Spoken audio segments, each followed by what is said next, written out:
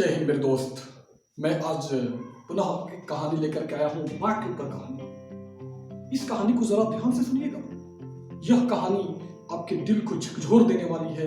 यह कहानी आपको बहुत बड़ी सीख देने वाली है, इसलिए इस कहानी को पूरे ध्यानपूर्वक सुनिएगा। एक बार की बात है, किसी एक शहर के किनारे एक छोटी सी गांव में एक माँ, एक बाप और उसके एक बेटा रहते थे।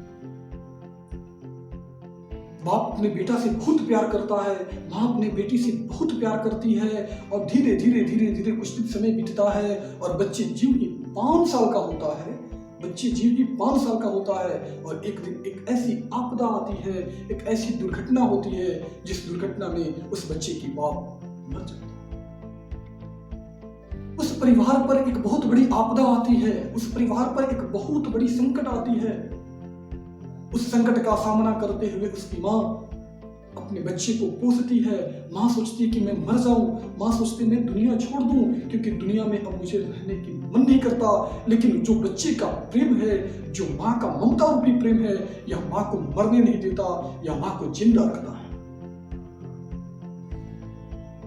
माँ अपने बच्चे को लेकर के लंबा एक ख्वाब देखती है, मेरा बच्चा पढ़ लिख करके बहुत अच्छा बन जाएगा, बहुत आगे बड़ा हो जाएगा, बहुत अच्छा इंसान बन जाएगा।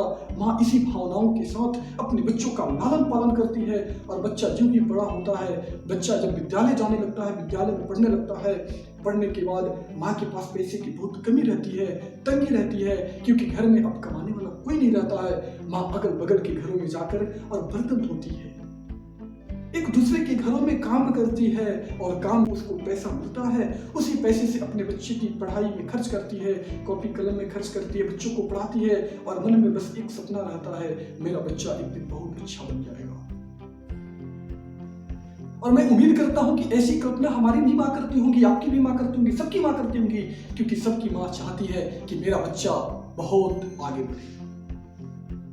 ठीक उसी प्रकार से वह भी अपने बच्चे के बारे में सोचती है और एक दिन बच्चा जब विद्यालय से घर आता है, उसकी माँ थोड़ी बहुत पढ़ी लिखी रहती है, अधिक नहीं पढ़ी लिखी रहती है, थोड़ी सी पढ़ी लिखी रहती है और बच्चा अभी क्लास करता है, जाता है, आता है। एक दिन घटना ऐसा होता है कि विद्यालय के शिक्षक एक उसको चिट्ठी लिख करके देते हैं, चिट्ठी लेकर के आता है, अपनी माँ को दे देता है, क्योंकि बच्चा उस चिट्ठी को पढ़ना नहीं जानता है। और जब वो अपनी माँ को देता है, माँ उस चिट्ठी को पढ़ती है, पूरे चिट्ठी को पढ़ती है और पढ़ने के बाद मुस्कुराने लगती है। बच्चा माँ से पूछता है, माँ क्यों मुस्कुरा रही हो? इसमें क्या कहानी, क्या बातें, क्या चीज लिखा है?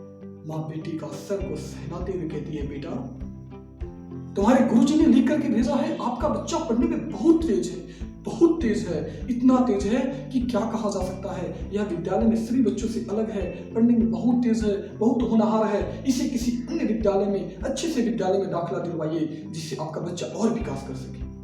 बच्चा कुछ समझ नहीं पाता है और माँ उस बच्चे को लेती है और बच्चे को ले जाकर एक बहुत बगल के विद्यालय में दाखिला दिलवाती है और बच्चा क्लास करने लगता है। बच्चा पढ़ लिख करके बच्चा मेहनत करता है और मेहनत करने के बाद उस माँ की दुआ से, उस माँ के प्रेम से वो बच्चा बहुत बड़ा आदमी होता है और वो आईपीएस बन जाता है। और जब बच्चा आईपीएस बन जाता है, आईपीएस बनने के बाद उसकी माँ बुढ़ी हो जाती है और बुढ़ी होने के बाद माँ एक दिन भगवान के पास चली जाती है। और जब बच्चा बाहर से आता है तो बहुत रोता है क्योंकि वह माँ से अगाध प्रेम करता है, माँ से बहुत प्रेम करता है, बहुत रोता है और अंत में माँ का एक अलमीरा होता है। जब बच्चा अलमीरा को खोलता है तो उस अलमीरा से माँ का चश्मा निकलता है। बच्चा उस चश्मे को चूमता है, माँ के कुछ फटे पुराने कपड़े मिलते उसको चूमता है, एक एक चीज को चूमने लगता है।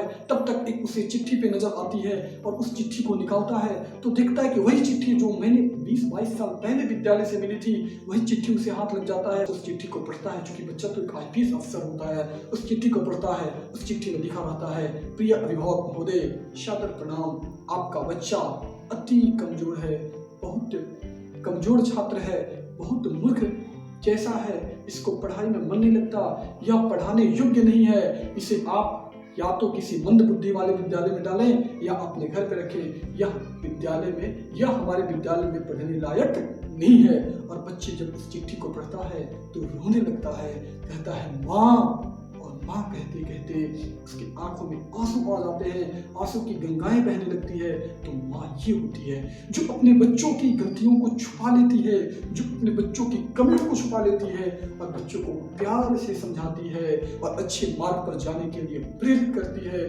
प्रयास करती है। जब हमें चोट लगता है तो माँ होती है, जब हमें तकलीफ होता है तो माँ होती है। इस प्रकार से माँ होती है। तो मेरे दोस्त, सबको दर्द देना लेकिन माँ को कभी दर्द मत देना। इसी के साथ आज की कहानी यहीं पर खत्म होती है। जय हिंद, जय भारत।